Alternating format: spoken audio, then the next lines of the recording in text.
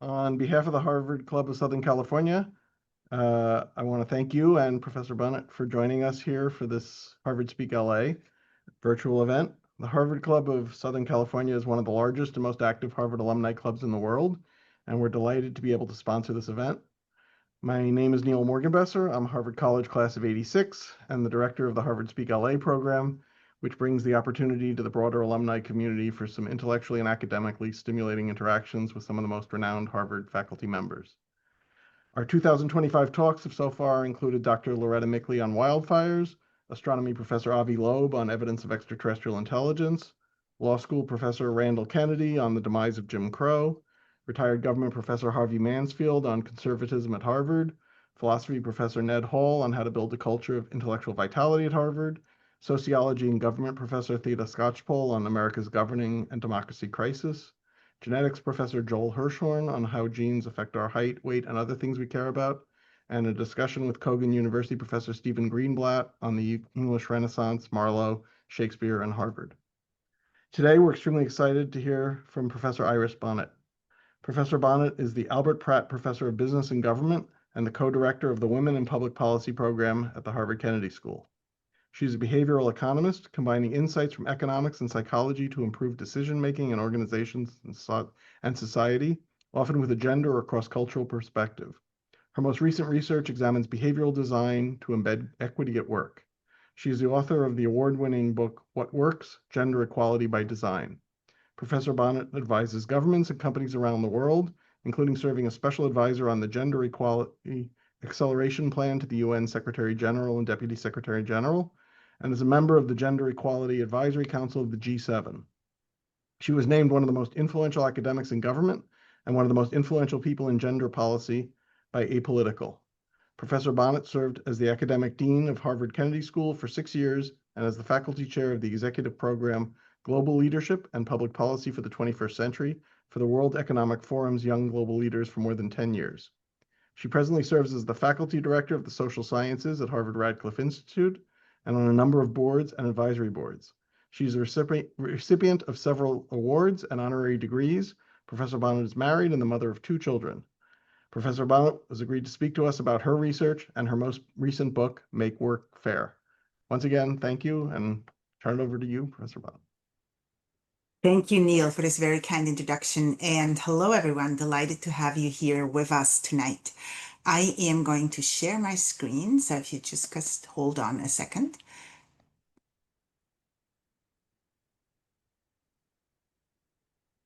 And I presume this is working fine for you. Okay. So with that, let's get right into things. I will offer a few remarks to get us started, and then I'm very happy to take your comments, your questions, and learn a bit more about how you think about fairness at work. But with that, let's get right into things. And first of all, this is a bit of the story of our book, or all of my work in many ways. I'm a behavioral economist, as Neil said, and I'm building on insights into how our minds work to develop a toolbox for all of us to use in our workplaces and more generally in life. In many ways, this is my goal in life. This might make you laugh, but many of you have been in a hotel room at some point where the room key card does not just serve the purpose of opening and closing doors, but also of turning lights on and off. And as you might imagine, building in our desire to be sustainable into technology, into our processes, practices, and procedures is so much more likely to actually lead to successful outcomes than any moral appeal or any reminder or anything else I could do. And that's a bit what we're trying to do with our work. We're trying to build fairness into everything that we do, embed it into practices and procedures at work. Now, why is it hard? I'd love for you to take a look at this image in front of you and compare squares A and B for me. And I presume that everyone in this room, in this virtual room, sees square B as being lighter than square A. I am now going to cover the surroundings, and I presume that about now you realize that A and B, in fact, have exactly the same color. Now, this of course is an illusion, but let me go back for a moment for two reasons. First, I want to suggest to you that I did not do anything to B. So I haven't changed the color of B, but your mind is playing a trick on you because your mind sees a pattern in front of it. It basically argues that logic dictates that a dark square just has to be next to a light square. But I'm also going back to this original image to suggest to you that raising your awareness is not going to be enough. You now know that B is just another dark square. But I bet nobody on our Zoom call tonight can actually do justice to B. So, for those reasons, I'm suggesting that we need something more systemic, something more structural that goes way beyond raising awareness. What's happening here, of course, is that the pattern in front of you leads to categorical thinking, as psychologists call this, where you make sense of this pattern in front of you. And that's not only relevant for boxes that we see, but also, of course, for how we interpret, perceive, judge, evaluate, reward people. If we don't see many women engineers, we don't associate engineering with women. If we don't see many male kindergarten teachers, we don't associate kindergarten teaching with men. And that's, of course, what we typically refer to as stereotypes or stereotypical thinking. Now, most of you, of course, don't look at checkerboards on a daily basis, so I'm going to show you something else in just a moment. But before we go there, I do want to suggest that what I'm doing now could literally be one of the interventions that we could think about. We could literally disable, right, the mind's ability to see a pattern. And some organizations, including the UK government, have decided to do that by removing names and addresses from resumes when people apply for a job. There's about 25 other organizations, maybe more, but 25 that I'm aware of that use this kind of procedure for their screeners to, in fact, do justice to the resume rather than focus on people's sex, gender, race, ethnicity, nationality, anything else that might be in a name. Now, talking about resumes, here is one. And I know obviously all of you have one. Many of you probably have had to look at some of these as you are hiring people. I'm now going to show you on my next slide where another type of bias, so this time not the stereotype, but affinity bias or in-group preferences, where we prefer people who look like we do, who sound like we do, who might share some characteristics, how these types of affinity biases could creep in. And none of this is rocket science. I mean, when I show you this, it's very obvious that you will, of course, make associations unconsciously, very often implicitly, when you look at a resume. Maybe the name means something to you. Maybe you share some characteristics with the person.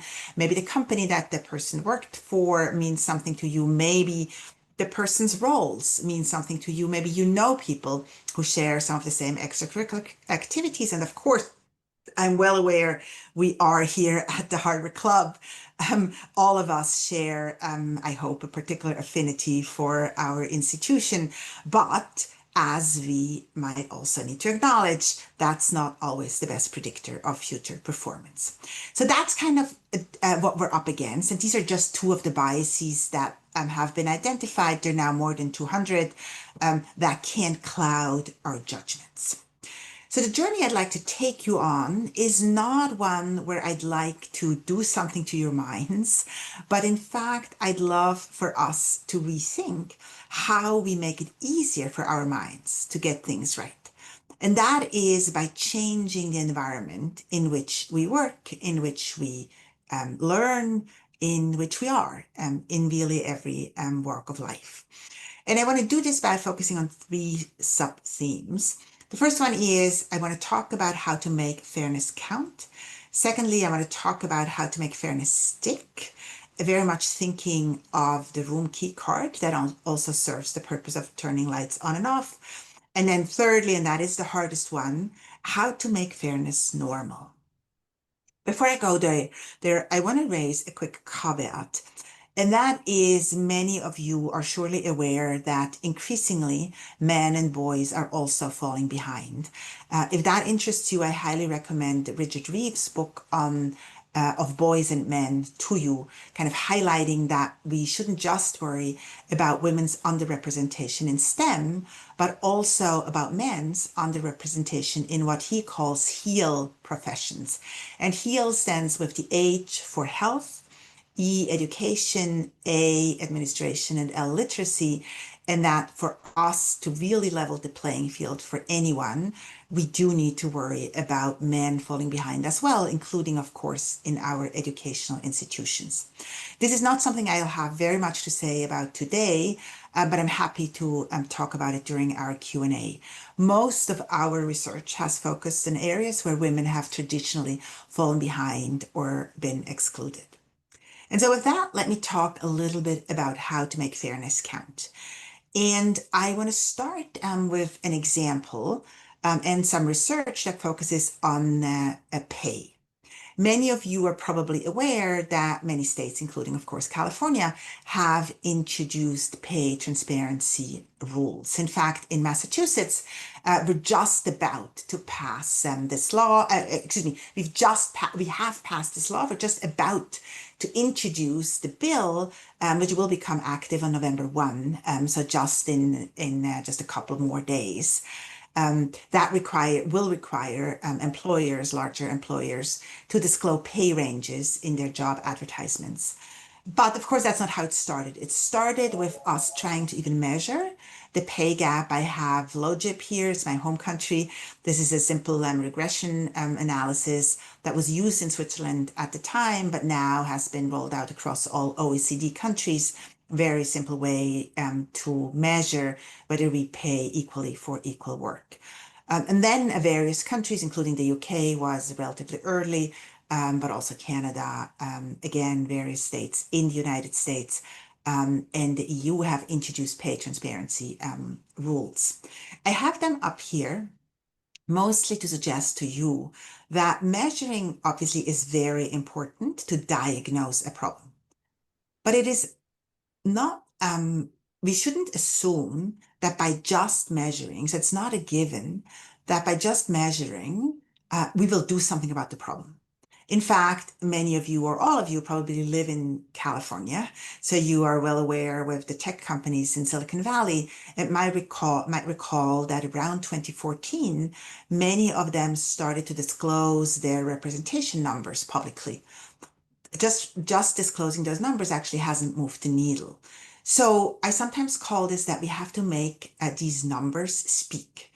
And that's, of course, what pay transparency is doing. That if Harvard now, as we have to, discloses, for example, a pay range for a new assistant professor in economics, then we and job applicants, more importantly, will compare that pay range with what MIT is paying, what BU is paying, with what UCLA is paying, with what Stanford is offering. So that's kind of the power of transparency. And the research suggests we have about 20 studies at this point that have analyzed different versions of pay transparency in different states, including in California. So that final verdict, not the final, but the verdict as of now is that in fact, transparency does decrease the pay gap between women and men.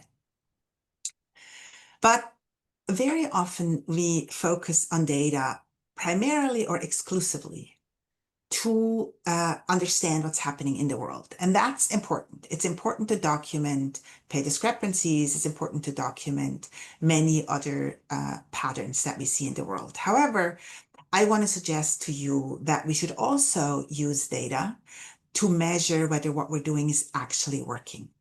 And that is kind of what my work is all about. I'm an experimentalist. I typically work with specific organizations around the world and run randomized controlled trials or experiments where we A/B test a particular type of intervention.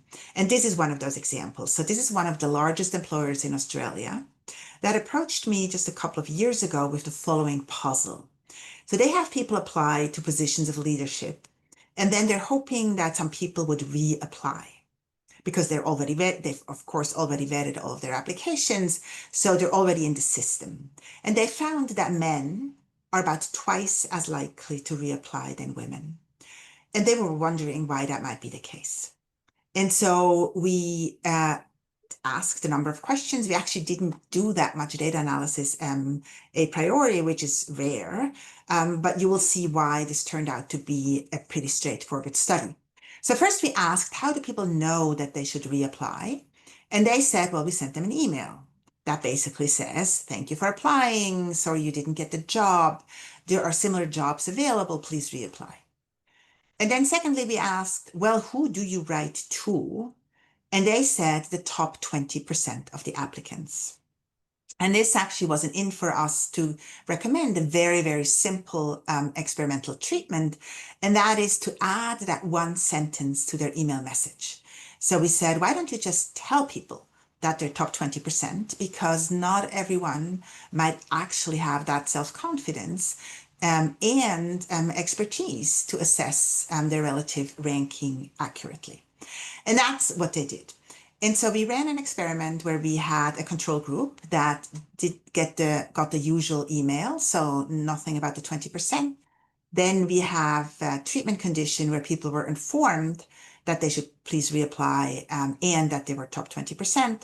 And thirdly, the organization also wanted to have a third treatment arm where HR followed up with a phone call, basically inviting people to reapply. So on my next slide, you see what we found. So on the left-hand side, you have our control treatment. In blue, you have the likelihood that men applied. In red, you have the fraction of women who applied. And you see that in our control treatment, where we basically replicated what the organization had told us already with the same message, we're basically seeing that men are almost twice as likely to reapply than women. Then the email condition is the one that I just described to you. That's where we told people that they are among the top 20%. And you see that we closed the gender gap in reapplications. And then the phone plus email didn't actually change the outcomes very much. So what is the lesson here is that data can be very informative in diagnosing what's broken. And that's, of course, something that we learn from medicine as well. If you go and see a doctor, you're very, very glad if they do some blood tests for you before they prescribe any medicine.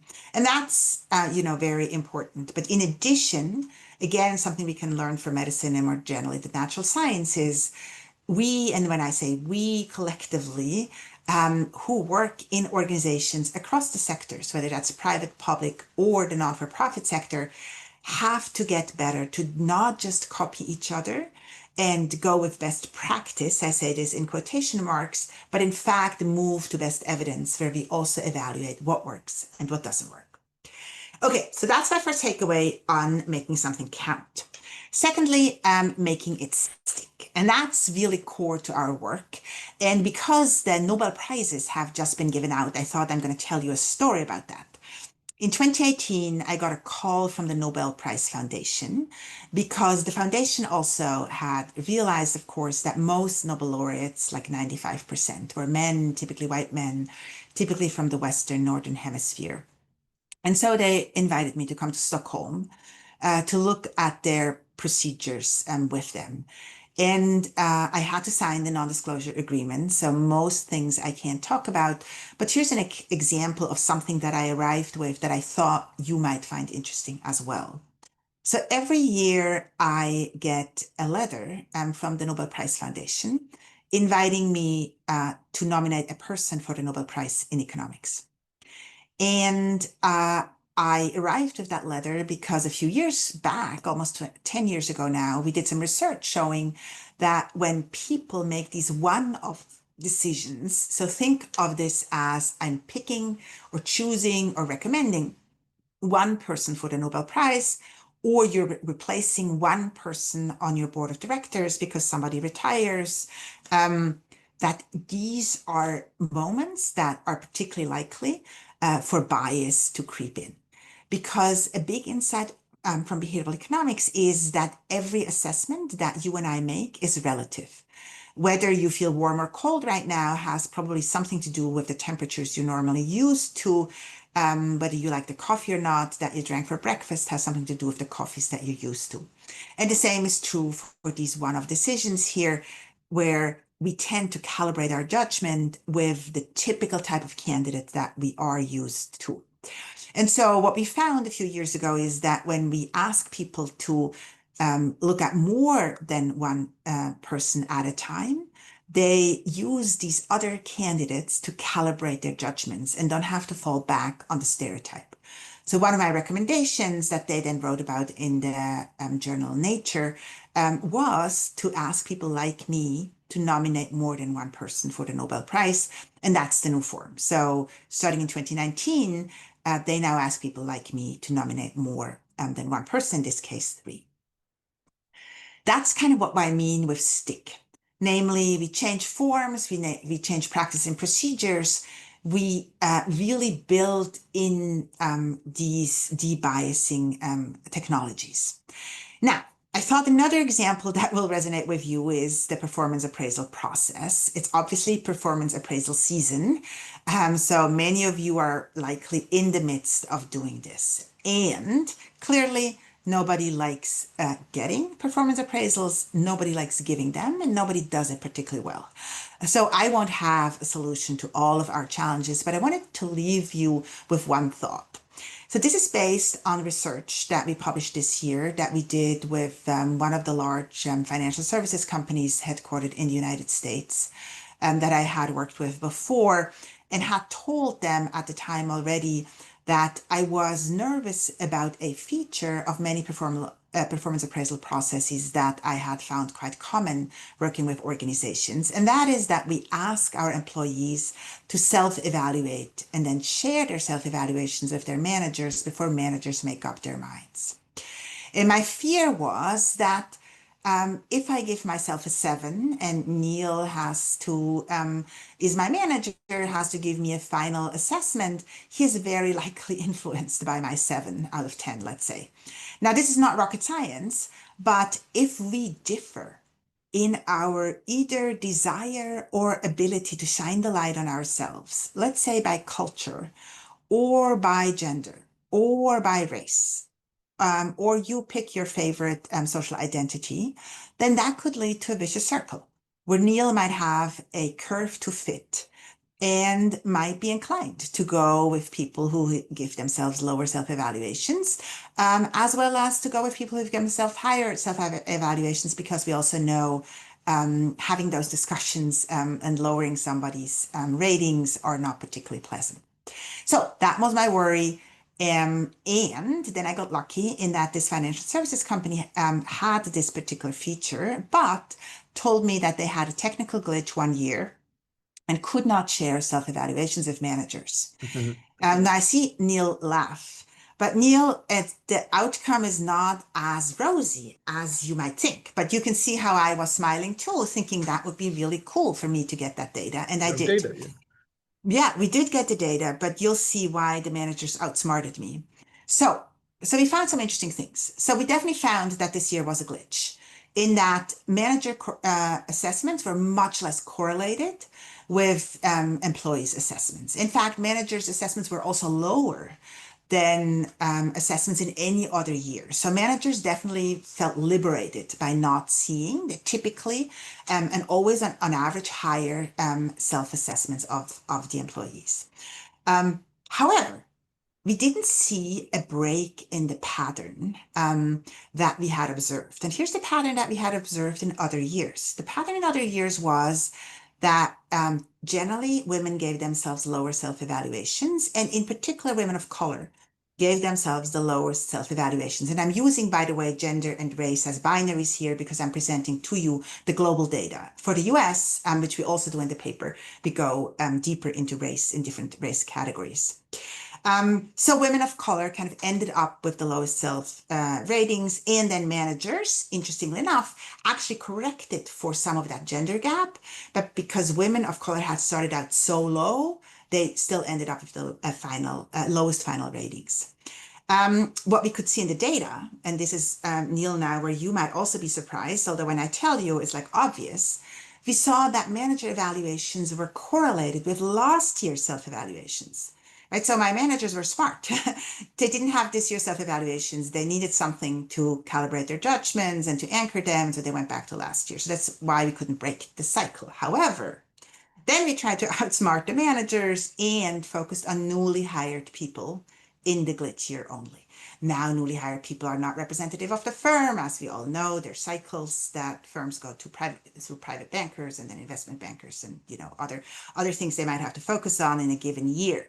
But in any case, we could break the pattern for the newly hired people. In fact, we were able to close the gap between women of color and white women and white men completely for newly hired employees when managers did not have their self-evaluations available.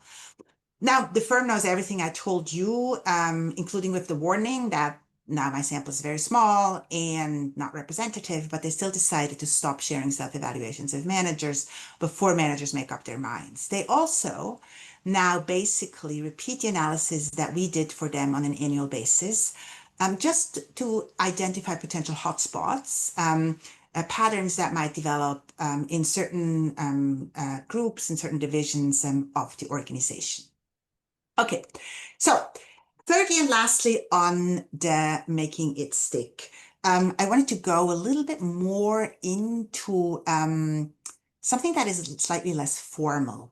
So both my examples so far have been relatively formal processes, but of course, fairness also and importantly happens in more informal environments. And this is work that I did with a law firm that led to a New York Times article a few years ago, which actually I used a term in the title that the firm used as well. And that is that they talked about the thin file problem. And what they meant was that some people appear to have a thin file when they come up for promotion to partner, meaning they had not been involved in important deals. They had not been seen by important partners. They didn't have a thick file, literally. We analyzed the data and we saw that the thin file problem started in the first year, where partners chose first year associates they wanted to work with. And we could show that partners replicated themselves. And given that partners were more likely to be a homogeneous group than the entry class, that homogeneity, in fact, trickled down to the people they wanted to work with, including choosing people who had gone to the same law school that they had gone to. What this firm ended up doing was to centralize that work allocation and keep track of the opportunities that people are given.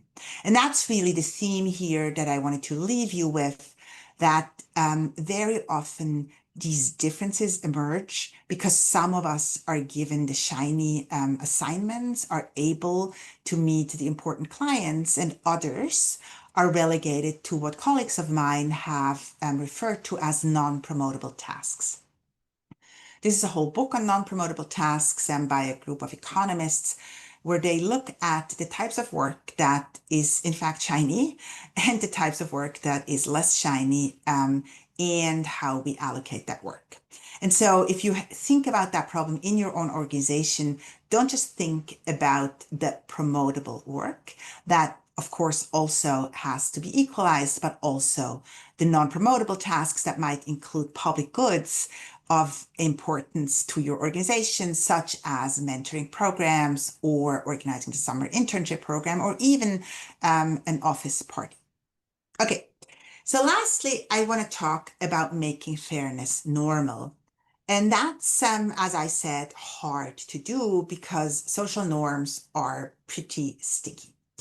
I'm starting here with a study that we published earlier this year in Science, that is kind of interest to me and maybe to you as well, because what we're trying to do in that study is kind of make norms salient.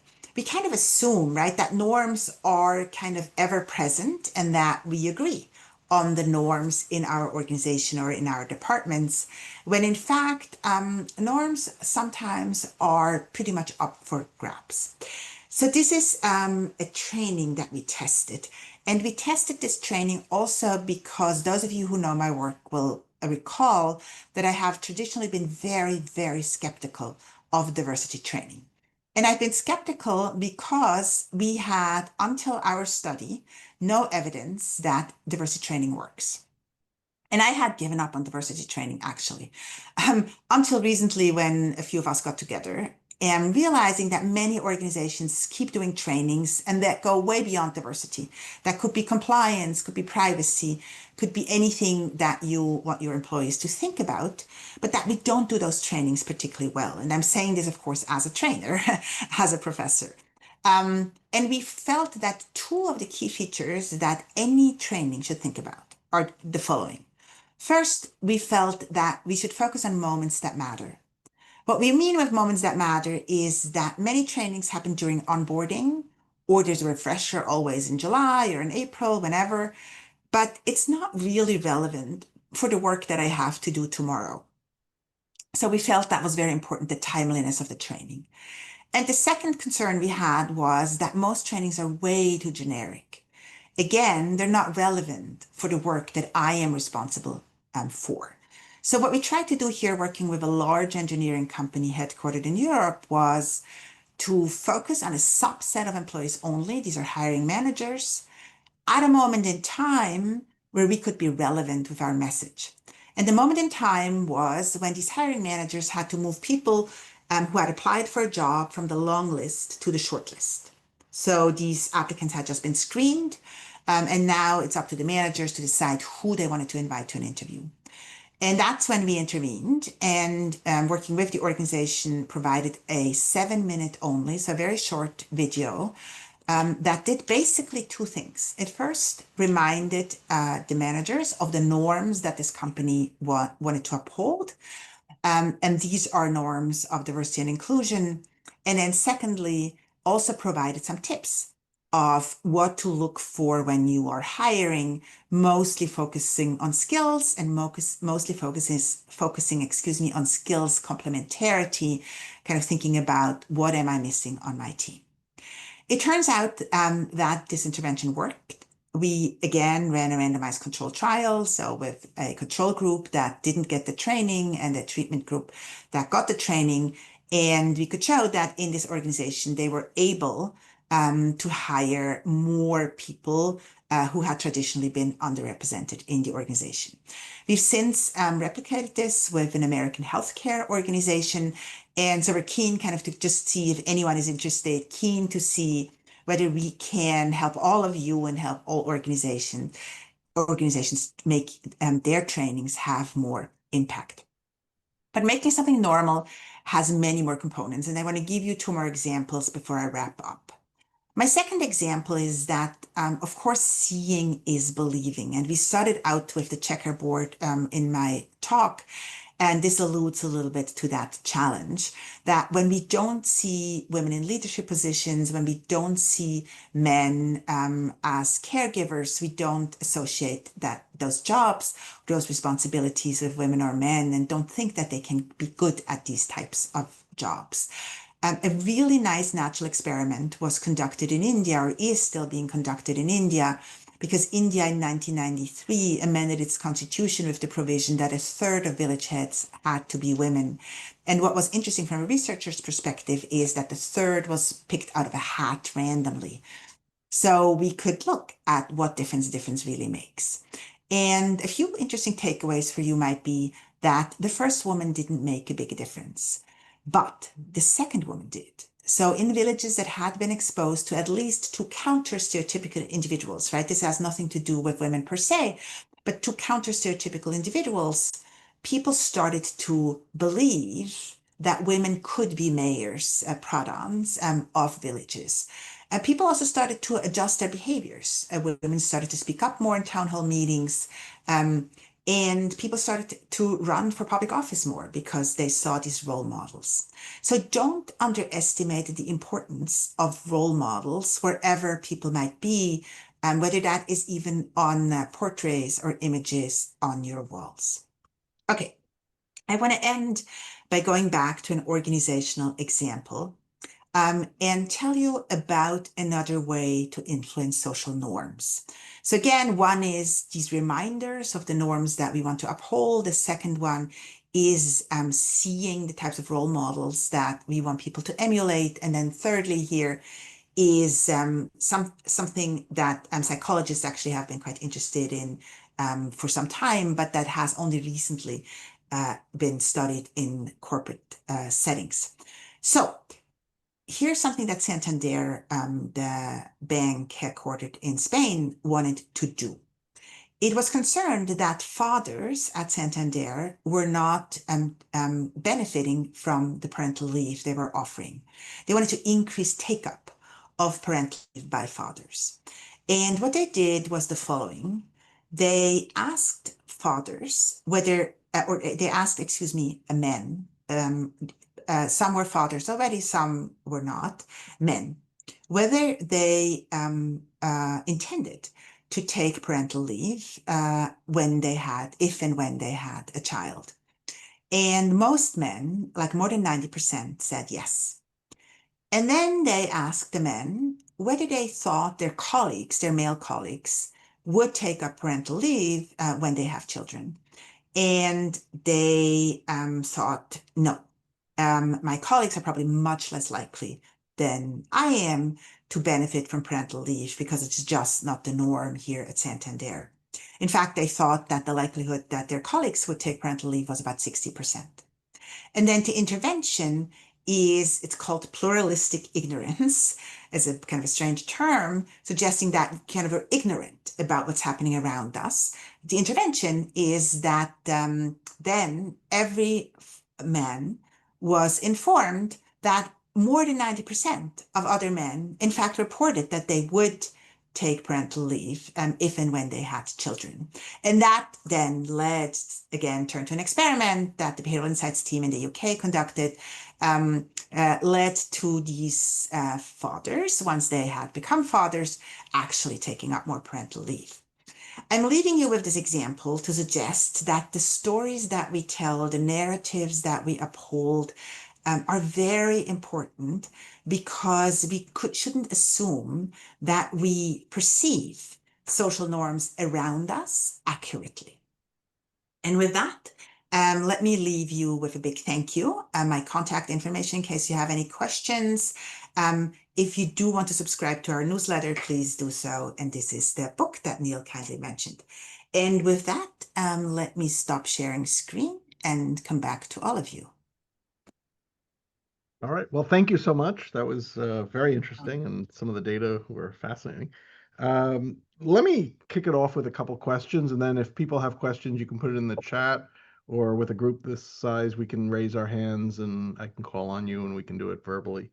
But let me kick it off with, I'm trying to understand the big picture, like the meta lessons from this. If we were to generalize, what should we do? We want to do the right thing. What are the rules of what we should do, or what are the three key things you would advise somebody in the world who wants to do good things in the field of bias, gender equity, whatever? Not everybody's a Nobel Prize committee, so we can't hire you, although that's probably number one. And I'm sure number two is read my book, which makes sense. But go to number three, which is not everybody here has bought the book, and so we are all here to hear your insights. Do you have them? Do we have, good answers for a few steps that are maybe counterintuitive but work? Yeah, no, absolutely. But before I go there, I do, so you don't have to read the book, although I'd love for you to read the book. But there's a lot that, the Financial Times, The Economist, others have written about this work. So there's shorter version, Harvard Business Review, of those of you who are reading Harvard Business Review or want to benefit from, there's three free trials per year, not per month, not even per year, per month. So for example, what I just described at the end, the training intervention, we literally just wrote up for the Harvard Business Review, and it came out a week ago, Friday, a week ago, where we talk about both the firms where we have done this now. So there are shorter versions of most of the things that I talked about available for those of you who are interested in it. Now, what is the summary of what I am suggesting to you? So first, I'm suggesting to you that fairness is not a program, but a way of doing things. And so I feel very strongly that we have, in fact, pursued not the right approaches. We haven't given the people the right tools in the past, really 50, 60 years since the civil rights movement. I mentioned already diversity trainings we have not been successful to make them work. Now the training that I introduced, maybe a new version, new way of thinking that might be focused a bit more on giving people the actual tools they need to do the jobs in front of them. Leadership development training, and I'm again saying this as a trainer, won't be able to move the needle enough because we're not changing the environment. Employee resource groups have been important for members of these groups to give them a sense of belonging. But again, they haven't been able to change our organizations. And so I could go down that list. So we're doing that actually in the book, also just kind of, reporting on what is the evidence on these programmatic approaches. So that's kind of a first insight. Again, fairness is not a program, it's a way of doing things. But then of course your second question is, so what is that way? How do we do it? Now, again, my particular approach is I'm offering you the toolbox of a behavioral economist, but the bigger insight here is that you all probably are pursuing goals in your life already. And many of you are working in an organization. Some of you are in the private sector. And we sometimes say that we have to approach fairness the way we approach any other business imperative. And when I now say business imperative, I don't literally mean you have to be in the private sector. That could just be an imperative of your organization, whether you're the Red Cross or the California government or Netflix. And so we have these tools already. Kind of, we have a sense of we're setting goals for ourselves. We incentivize people to get there, and then we give people the resources that could be money, time, tools, expertise, data, etc., to get from A to B. That's the kind of approach that we recommend that you use. Now, again, in addition, we give you some hints on how you might be able to use insights from behavioral science that might actually help you get from A to B more easily. But at the core of this is that many of the recommendations that we are giving for fairness could be recommendations that I could give you if you wanted to maximize profits, or that I could give you if you wanted to cut costs, or if you wanted to do something for the environment, because it builds on these insights into our mind's work and then turns those into tools. Okay, another question I have is generational. Are these patterns robust across generations? Or is the younger generation different in any way? Do they have the same biases? Do they have different biases? Do they have less biases? I mean, how does that look? So that's a good question. I'm hesitating because I am learning so much about the next generation these days, and I'm sure you all are learning a lot too. In that, I don't think a year ago we would have seen political leanings among the 18 to 25-year-olds. We wouldn't have seen the gender gap in political leanings. We would have seen that many more young men than we ever thought are leaning conservative, and many more young women are leaning progressive. I'm only mentioning that in that it's, I think, a little unclear to us right now whether people have changed or whether people are able to speak their mind more than they might have been even a year ago, that people might be able to express their political leanings more than they ever have. So in that sense, I just wanted that's a bit a preamble to say, I don't think these views are necessarily fixed. When I look at our students, it is quite interesting that often undergraduates in the college, and I teach both at the Kennedy's, both wrong, three places, college undergrads, which mostly are undergraduates, the Kennedy School and then the business school, that typically undergraduates have not don't express concern about bias and discrimination as much as people with work experience. And that includes the business school and the Kennedy School, who I know best. So there's something, I'm not saying education is bias free. I'm not saying this at all.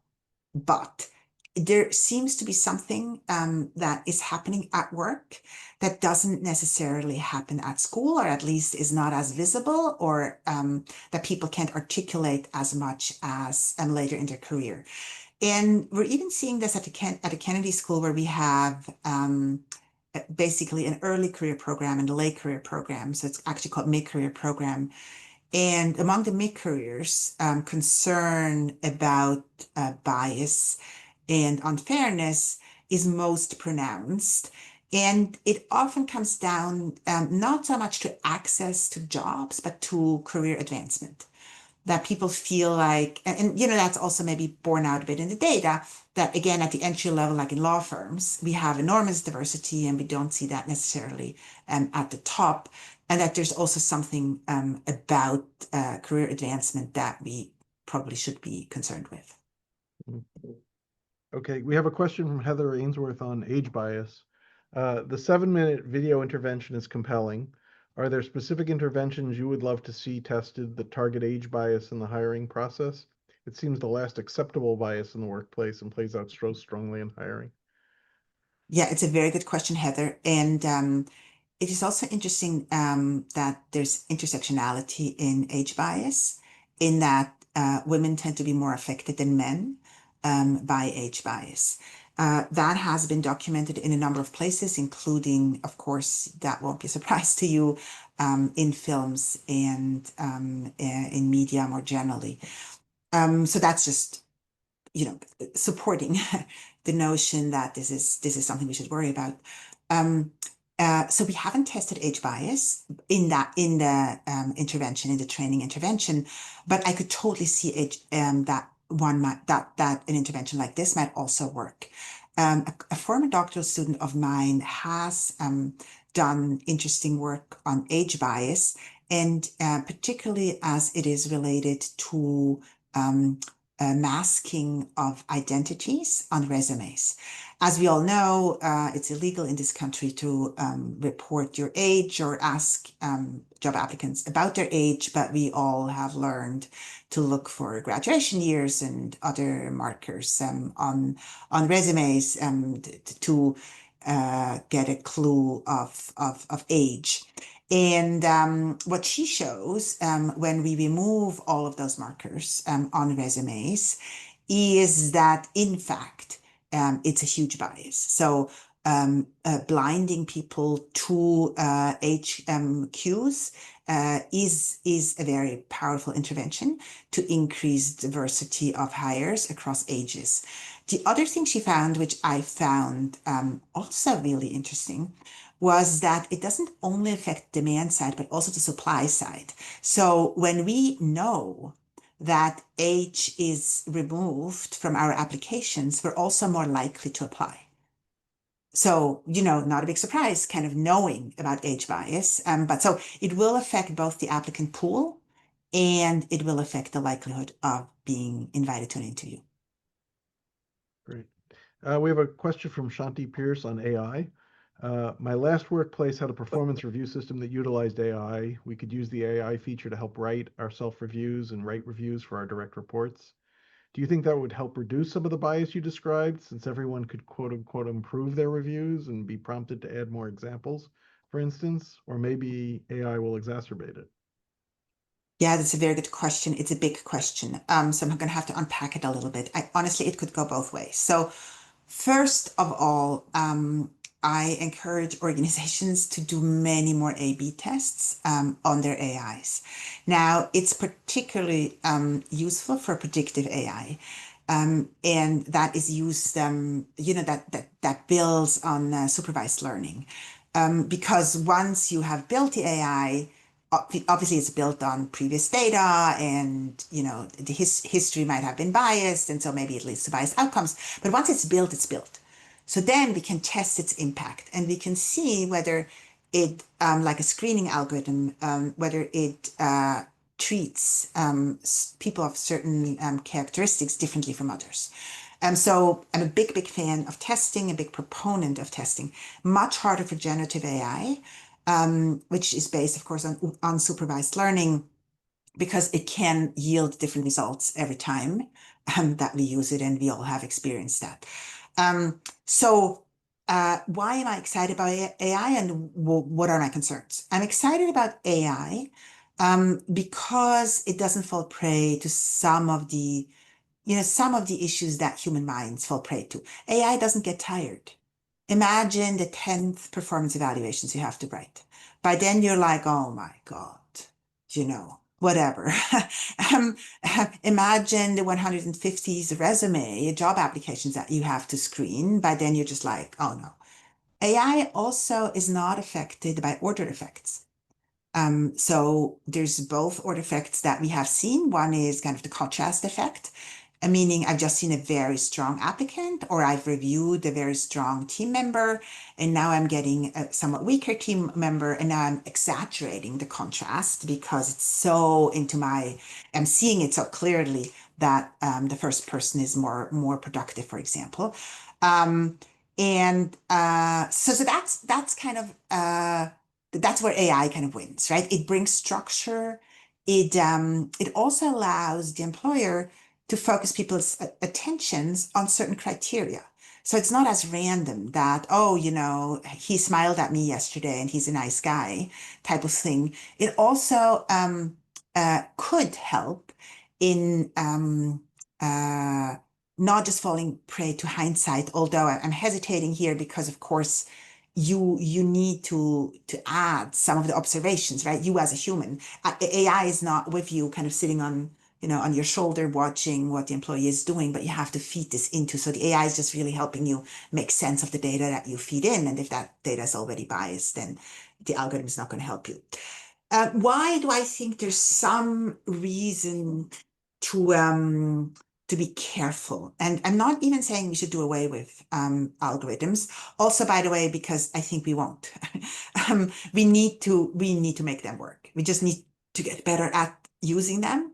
But here's one reason why I'm concerned, and that is that accountability has been shown to help with bias. And accountability doesn't only mean formal accountability, whatever my bonus is going to be cut if I'm found to not treat all of my team members fairly, but also kind of explaining my choices. And that's the fear with AI, that I might give the reasons for my choices less thought, because the AI is going to do that for me. It's going to make something up. And I'm like, oh, that sounds pretty good, actually. That's why I thought the person I really wasn't ready for a promotion yet. Or, pick your favorite examples. So I don't think we should let people off the hook explaining their choices. Okay. Last question. I'm sensitive to the timing. So can you give us some insight into what's next? So your next book or your next field of research, or if you want to duck it completely because it's so secret, then tell us a big question you wish, could be addressed by people. Very good. So I thank you for that question. So two thoughts. One is I'm still a little bit so as you can tell, I'm passionate about making research available to the world.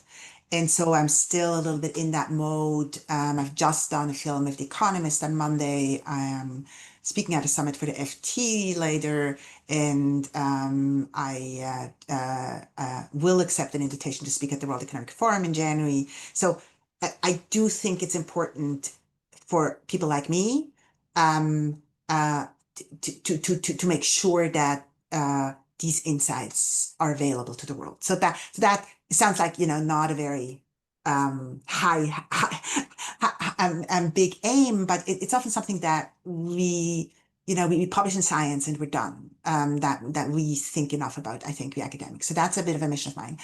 And secondly, I'd like to think about behavioral economics for managers more. So I used to teach a course at the business school, actually at the Harvard Business School, on behavioral economics for managers. And that might be my next book project, might also be my go back. So I'm not teaching this year, but I am kind of going back to teaching this and incorporating some of the work that I presented to you today. That's another way, right, of embedding it. That the fear, of course, is that we preach to the choir, that we only preach to people who are right. You know what I mean. And the choir, by the way, recently somebody told me, but the choir also needs to learn how to sing. So I do need the choir also, and the choir needs to be able to sing. I get that totally. But it's a little bit part of my attempt to normalize this type of work and just make it part of everyone's toolbox, whether they are particularly passionate about the topic that we talked about today or not. Got it. Well, one of the takeaways I got was normalization, in terms of making norms and making what you want to be understood to be good seem normal. So it certainly makes sense that you apply that to your own research and normalize behavioral economics. So we applaud that. But look, thank you so much for joining us. I can speak on behalf of everybody on the phone and Zoom and the club in general. We appreciate what you did for this really fascinating and I think optimistic talk. So good luck. And again, thank you for doing this with us. Thank you very much, Neil, for having me, and thank you all for joining me. Okay. Have a good night. Bye bye. You too. Bye bye.